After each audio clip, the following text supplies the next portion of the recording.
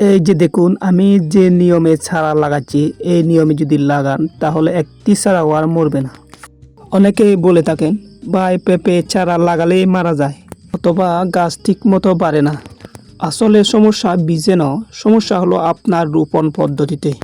আর এই যে দেখুন, আমি চারা লাগানোর আগ মুহূর্তে প্রথমে ছত্রাকনাশক এবং ইমিডাক্লোরোপিড দিয়ে দিচ্ছি।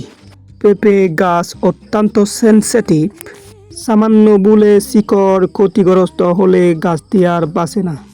আজ আমি আপনাদের দেখাবো এমন একটি পদ্ধতি যেখানে চারা মরার কোনো সুযোগই থাকবে না। আজকের ভিডিওতে আমরা চারা নির্বাচন থেকে শুরু করে ঠিক রোপণ করা পর্যন্ত প্রতিটি কাজ নিখুঁতভাবে দেখাবো। তাই ভিডিওটি না টেনে শেষ পর্যন্ত দেখুন, কারণ মাঝখানে গোপন একটি টিপস আছে যা আপনাদের চারার দ্রুত বৃদ্ধি নিশ্চিত করবে।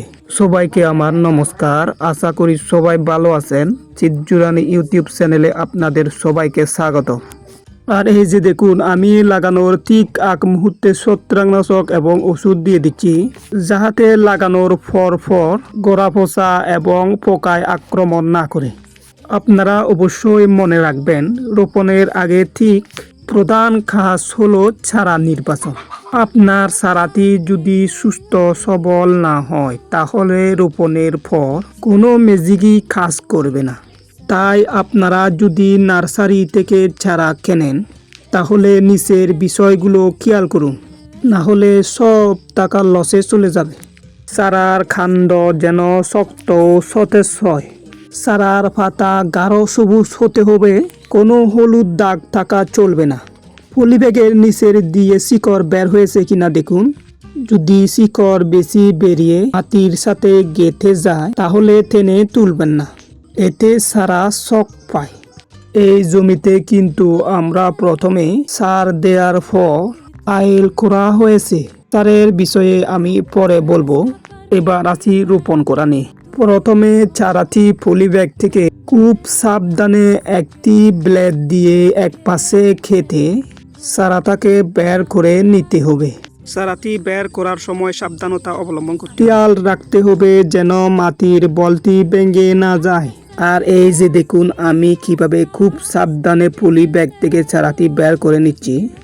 চারাটি বের করার আগে অবশ্যই ঠিক গর্তের মাঝখানে একটি ছোট্ট গর্ত করে নিতে হবে, ঠিক যতটুকু জায়গার প্রয়োজন। তারপরে দক্ষিণে 45 ডিগ্রি বাঁকা করে চারাটি বসিয়ে দিতে হবে। আর এই যে দেখুন, আমি কিভাবে বসিয়ে দিচ্ছি চারাটি। এবার চারাটি বসানো শেষ হলে গর্তের ঠিক নিচ থেকে উপর পর্যন্ত এমনভাবে জোরে জোরে মাটি দিতে হবে যেন ভিতরের জায়গাটি কোনো ফাঁকা না থাকে। এই যে দেখুন, আমি কিভাবে মাটি দিয়ে দিচ্ছি দেখুন ভালো করে। তারপরে স্বাভাবিকের আইলের চাইতে একটু উঁচা পর্যন্ত মাটি দিতে হবে যাতে বৃষ্টির সময় কোনো পানি দাঁড়াতে না পারে।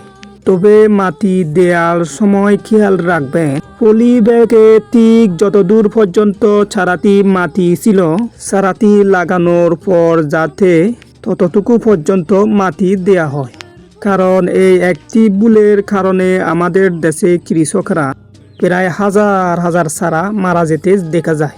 এই লাগানোর উপরে নির্ভর করে আপনার চারাটি দ্রুত বেড়ে ওঠা আর মারা যাওয়া। আর আমি আপনাদের দেখানোর সুবিধার্থে কয়েকটি চারা লাগিয়ে নিচ্ছি যাতে আপনারা কোন সিস্টেমে চারাটি লাগাবেন বুঝতে পারেন। আর এই গভীরতাটি হলো আপনার গোপন টিপস। এই গভীরতা ঠিক রেখে যদি আপনারা চারা লাগান, আশা করি আপনাদের চারা আর একটিও মারা যাবে না।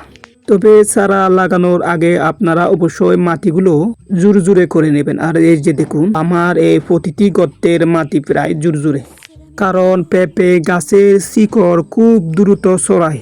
তাই মাটি যদি শক্ত হয় তাহলে গাছের বৃদ্ধি থমকে যায়। আর যেহেতু এখন বর্ষাকাল, সেজন্য এখন সেচের কোনো প্রয়োজন নেই। শুধু আইলগুলো একটু উঁচু করে নিতে হবে যাতে করে বৃষ্টির পানি না দাঁড়িয়ে যায়, কারণ বৃষ্টির পানি দাঁড়ালে গোড়া পচা হওয়ার সম্ভাবনা বেড়ে যায়। চারা লাগানোর প্রায় সব খুঁটিনাটি ভিডিওতে তুলে ধরেছি। এবার আসি চারা লাগানোর আগে আমরা কি সার দিয়েছি এবং কত ফুট বাই কত ফুট গর্ত করেছি।